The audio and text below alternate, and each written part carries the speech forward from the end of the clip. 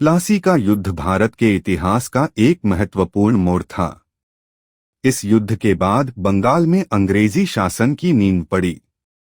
इस वीडियो में हम देखेंगे कि कैसे अंग्रेजों ने बंगाल पर अपना कब्जा जमाया और भारतीय उपमहाद्वीप में अपनी सत्ता का विस्तार किया।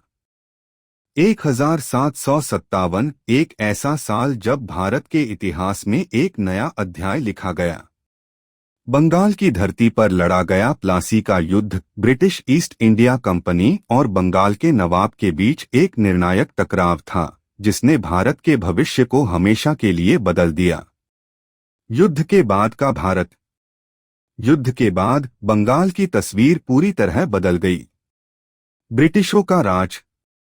बंगाल पर अब ब्रिटिशों का राज कायम हो गया। नवाबों की सत्ता सिर्फ नाम की रह गई। आर्थिक बदलाव। ब्रिटिशों ने बंगाल की अर्थव्यवस्था को अपने हिसाब से चलाना शुरू कर दिया। भारतीयों के काम छीन लिए गए और उन्हें गरीबी का सामना करना पड़ा। सामाजिक परिवर्तन। ब्रिटिशों ने भारतीयों की जीवन शैली में भी बदलाव लाने की कोशिश की। विद्रोह की आग। भारतीयों को ब्रिटिशों की गुलामी बर्दाश्त नहीं हुई। उन्होंने ब्रिटिशों के खिलाफ कई विद्रोह किए। प्लासी का युद्ध क्यों महत्वपूर्ण है? यह युद्ध भारत के इतिहास का एक टर्निंग पॉइंट था। इस युद्ध के बाद ब्रिटिशों ने पूरे भारत पर धीरे धीरे अपना कब्जा जमा लिया। मीर जाफर। प्लासी के युद्ध में अंग्रेजों की जीत के बाद मीर जाफर को बंगाल का नवाब बनाया गया। अंग्रेजों ने उन्हें यह गद्दी देने का वादा किया था। बदले में मीर जाफर को अंग्रेजों को बंगाल में व्यापार करने की पूरी छूट देनी थी और उन्हें बहुत सारा धन देना था। लेकिन मीर जाफर के सामने बहुत सारी समस्याएं थीं। विद्रोह। कई जमींदार मीर जाफर को अपना राजा मानने को तैयार नहीं थे। अविश्वास। मीर जाफर को अपने कुछ मंत्रियों पर भी विश्वास नहीं था। मुगल बादशाह का दावा। मुगल बादशाह का बेटा बंगाल का राजा बनना चाहता था। अंग्रेजों का दबाव। अंग्रेज हमेशा मीर जाफर पर दबाव बनाते रहते थे। इन सब समस्याओं के कारण मीर जाफर बहुत परेशान रहता था।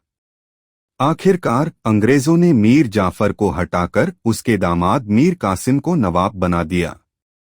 मीर कासिम एक समझदार और होशियार शासक था। उसे पता था कि अंग्रेज बंगाल पर कब्जा करना चाहते हैं, इसलिए उसने अंग्रेजों के खिलाफ कई कदम उठाए। सेना को मजबूत किया। मीर कासिम ने अपनी सेना को मजबूत किया ताकि वह अंग्रेजों का सामना कर सके। राजधानी बदली। उसने अपनी राजधानी मुंगेर ले गया ताकि अंग्रेजों से दूर रहे। व्यापार पर अंग्रेजों का एकाधिकार तोड़ा। उसने भारतीय व्यापारियों को भी कर मुक्त व्यापार करने की अनुमति दे दी। लेकिन अंग्रेजों को यह बर्दाश्त नहीं हुआ। उन्होंने मीर कासिम के खिलाफ युद्ध छेड़ दिया और उसे हरा दिया। मीर कासिम को बंगाल छोड़कर भागना पड़ा। बक्सर का युद्ध। मीर कासिम ने अवध के नवाब और मुगल बादशाह के साथ मिलकर अंग्रेजों के खिलाफ एक बड़ी सेना तैयार की। 1764 में बक्सर के मैदान में दोनों सेनाओं के बीच एक भीषण युद्ध हुआ। अंग्रेजी जीत। अंग्रेजी सेना अपनी बेहतर युद्ध नीति और आधुनिक हथियारों के कारण इस युद्ध में विजयी रही। भारतीय सेना की पराजय। मीर कासिम, अवध का नवाब और मुगल बादशाह की संयुक्त सेना को करारी शिकस्त मिली। बक्सर के युद्ध के परिणाम। अंग्रेजी शासन का विस्तार। बक्सर की जीत के बाद अंग्रेजों ने बंगाल, बिहार और उड़ीसा पर अपना पूरा अधिकार जमा लिया। मुगल साम्राज्य का पतन। मुगल साम्राज्य पूरी तरह से कमजोर हो गया और अंग्रेजों का गुलाम बन गया। भारत की गुलामी। बक्सर का युद्ध भारत के इतिहास का एक काला अध्याय था। इस युद्ध के बाद भारत लगभग 200 साल तक अंग्रेजों का गुलाम रहा। भारतीय अर्थव्यवस्था का दोहन।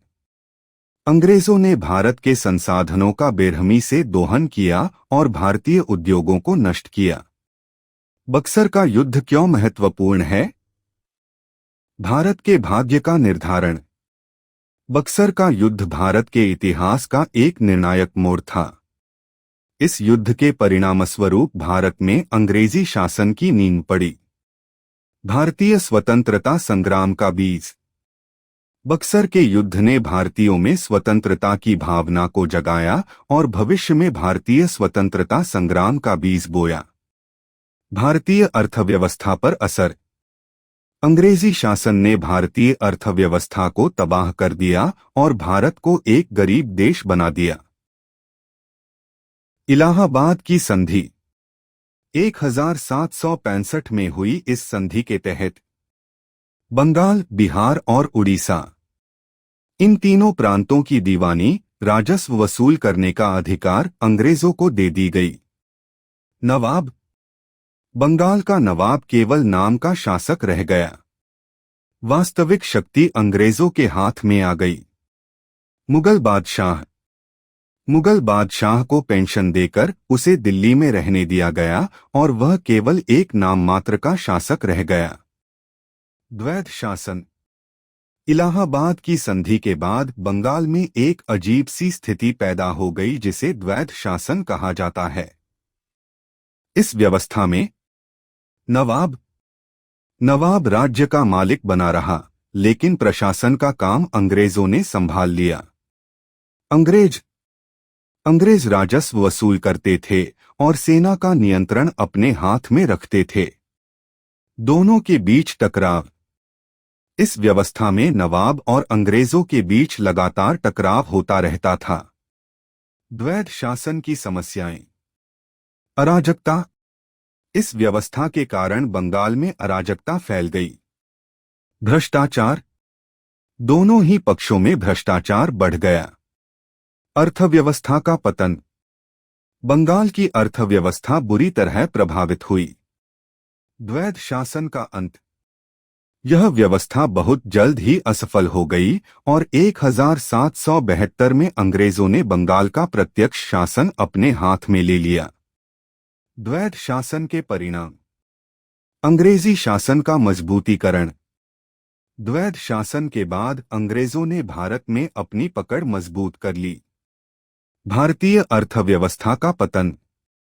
भारतीय अर्थव्यवस्था बुरी तरह प्रभावित हुई। भारतीयों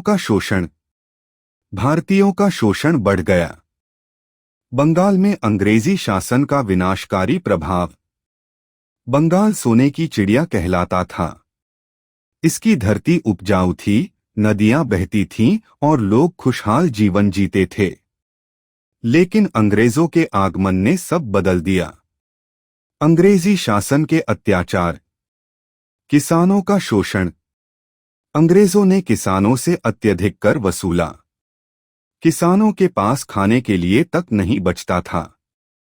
उद्योगों का पतन। अंग्रेजों ने भारतीय हस्तशिल्प और कपड़ा उद्योग को नष्ट कर दिया। भारतीय बुनकर बेरोजगार हो गए। व्यापार पर कब्जा। अंग्रेजों ने भारतीय व्यापारियों को नुकसान पहुंचाया और व्यापार को अपने नियंत्रण में ले लिया। भूखमरी और गरीबी। अंग्रेजों के शासन के दौरान बंगाल में भयानक अकाल पड़े और लाखों लोग मारे गए। सांस्कृतिक दमन। अंग्रेजी संस्कृति को थोपा गया और भारतीय संस्कृति को कुचला गया। एक समृद्ध राज्य का पतन। अंग्रेजी शासन के कारण बंगाल की समृद्धि खत्म हो गई। एक खुशहाल राज्य गरीब और पिछड़ा हुआ देश बन गया। लोगों का जीवन दुखों से भर गया। निष्कर्ष। प्लासी और बक्सर के युद्धों ने भारत के इतिहास को बदल दिया। अंग्रेजी शासन ने भारत को लूटा और शोषित किया। भारतीयों को गुलाम बनाकर रखा गया और उनकी आजादी छीन ली गई।